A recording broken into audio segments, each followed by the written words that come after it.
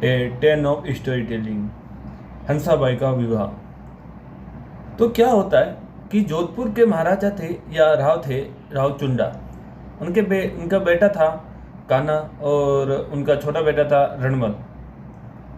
उनकी पत्नी राव चुंडा की पत्नी के कहने पर राव चुंडा ने अपने बड़े बेटे कान्हा को जोधपुर का शासक बना दिया।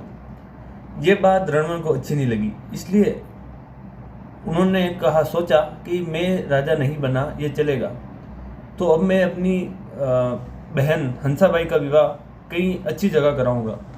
तो उन्होंने पंडित जी के हाथों मेवाड़ के महाराणा लाखा के बेटे रावचुंडा के लिए रिश्ता भेजा।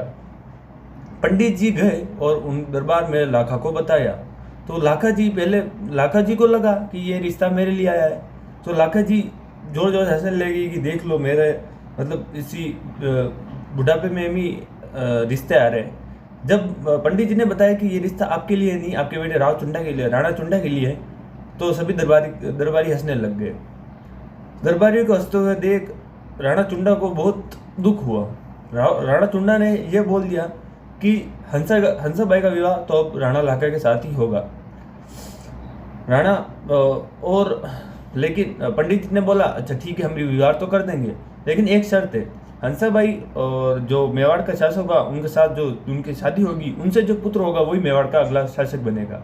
राणा लाखा बोलते हैं कि ऐसा कैसे हो सकता है, बड़ा बेटा तो राणा चुंडा है, वही शासक बनेगा। लेकिन राणा चुंडा बोलते हैं कि मैं शासक नहीं बनूंगा, मैं अपने पिताजी के लिए कुछ भी कर सकता हूँ। तो राणा लाखा ने भी कुछ ज़्यादा नहीं बोला और राणा लाखा ने राणा चुंडा को कुछ अधिकार दे दिए, जैसे कि बुजिला ठिकाने का वो बना दिया। और कहीं पे भी कुछ भी अगर मेवाड़ की सेना कहीं पर युद्ध करने जाती है तो हरावल का नेतृत्व राणा चुंडा के वंशज ही करेंगे।